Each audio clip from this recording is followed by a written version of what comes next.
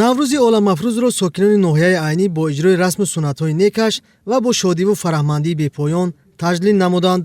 дар доираи тантанаҳои наврӯзӣ дар маркази ноҳия муассисаи таълимии маркази омӯзиши забонҳо мавриди истифода қарор дода шуд. маркази омӯзиши забонҳо бо саҳми соҳибкори маҳаллӣ таъсис дода шуда, дар он омӯзиши забонҳои хориҷӣ ба роҳ монда шудааст. наврӯз ки дар худ суннатҳои неки инсондӯстӣ, сарҷамъиву муттаҳидиро таҷассум мекунад, дар ҷашни наврӯз хурду бузург суруру шодмонӣ мекунанд.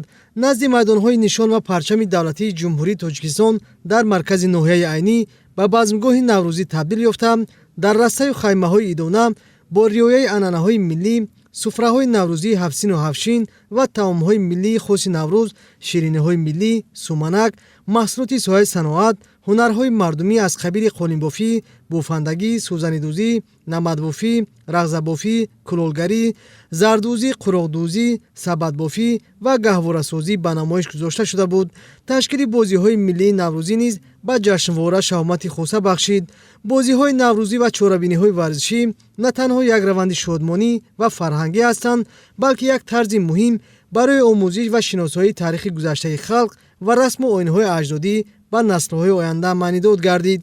намояндаи ҳукумати ҷумҳурии Тоҷикистон, муовини якуми раиси вилояти суғд ва роҳбарияти мақомоти иҷроияи ҳокимияти давлатии ноҳияи айнӣ сокинони меҳнатқарини ин ноҳияро бо ҷашни наврӯзи оламафрӯз табрик намуда, иброз доштанд, ки наврӯзи хуҷастапай аз ҷашнҳои кӯҳании тоҷикон маҳсуб меёбад ва дар солҳои соҳибистиқлолӣ суннатҳои хоси наврӯзӣ эҳё гардиданд. бо талошҳои пешвои миллат муҳтарам Эмомалӣ Раҳмон, наврӯз дубора дар сархати ҷашнҳои миллии тоҷикон қарор гирифта, шукӯҳи он ҳамасола боло меравад.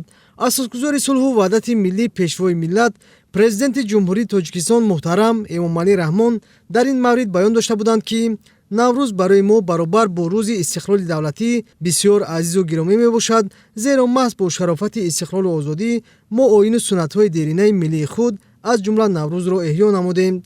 мавриди зикр аст, ки 23 феврали соли 2010 таҳти унвони фарҳанги ҷаҳон дар 64-умин иҷлосияи Ассамблеяи Генералии Созмони Милали Муттаҳид дар мавзӯи рӯзи байналмилалии Наврӯз қатномаи ин созмони бонуфуз бо аксарияти овозҳо қабул гардида, наврӯз ба феҳристи ёдгории ғайримоддии ҷаҳонӣ ворид карда шуд, ки дар он саҳми давлату ҳукумати Тоҷикистон хоса асосгузори сулҳу ваҳдати миллӣ, пешвои миллат муҳтарам Эмомалӣ Раҳмон назаррас аст.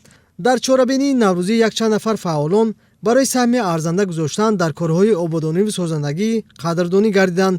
суруду таронаҳои дилошуб, ки тараннуми Наврӯз, Тоҷикистони соҳибистиқлол ва сарҷамъиву муттаҳидиро менамуд, пешниҳоди аҳли нишаст гардонда шуд.